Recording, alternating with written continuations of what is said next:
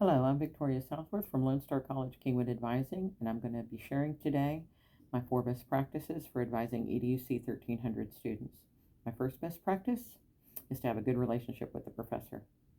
This means I reach out to the professor early on, let the professor know who I am, let the professor know how to reach me. Also, let the professor know what I'll be sending to students, the information I'll send, the types of material that we're going to cover in our advising session. So having a good relationship with the professor is crucial.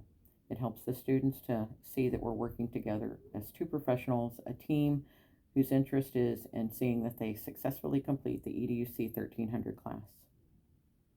My second best practice is to have a fearless conversation with each and every student.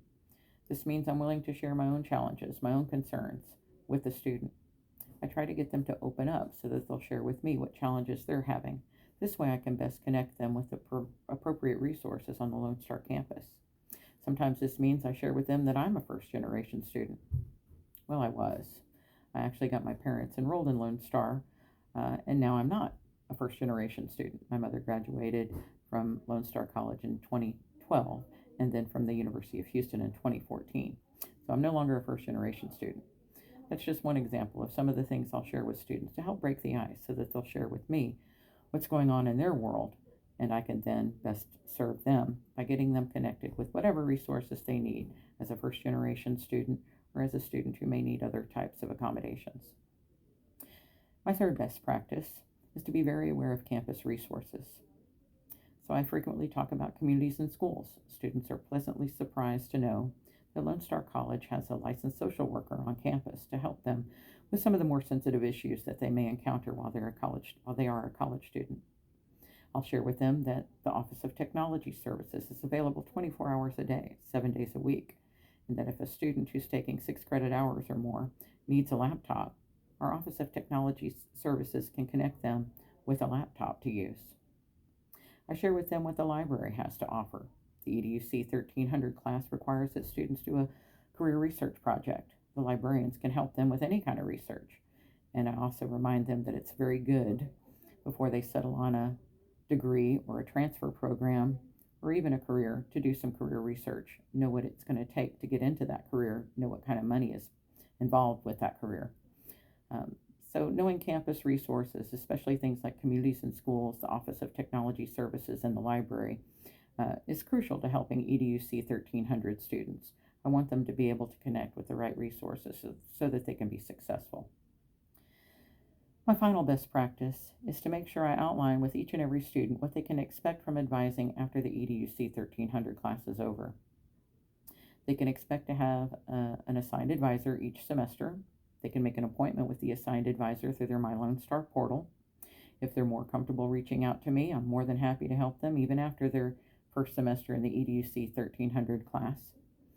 They can also expect to have an indicator put on their account when they reach 30 credit hours. That indicator is there so that we can have discussions about transferring, about reaching out to career services, about preparing for the next step after Lone Star.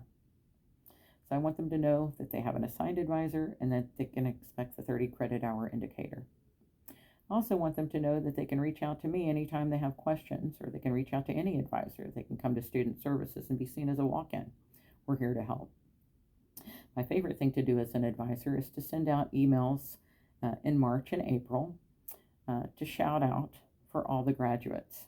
What I'll do is I'll send an email to every one of my students in EDUC and my AOS and my TAP and all the students that I serve. I'll send an email out saying, hey, do you know a graduate? Do you know someone who's going to walk across the stage in May? If so, congratulate them. If you want to know how long it's going to take for you to walk across that stage, please reply to this email. I'll be happy to send you a list of the courses you have left. So that's my most favorite thing to do as an advisor. It's what they can expect when they get closer to graduating as a shout out. But even before then, they're welcome to send an email to see how many classes that they have left. So those are my 4 best practices. Have a good relationship with the professor so that they trust me with their students and I trust them to send their students to me. Also, to have fearless conversations with those students. Let them know what kind of challenges could be ahead of them and to encourage them to discuss any kind of challenges that come up. Number 3, be familiar with campus resources so that we get students connected to whoever they need to be connected with or whatever they need to be connected with so that they can succeed. And the last, I want them to know what to expect from advising so that they're never afraid to ask for help. Thank you. Again, this is Victoria Southworth. I hope you can benefit from these 4 best practices of mine.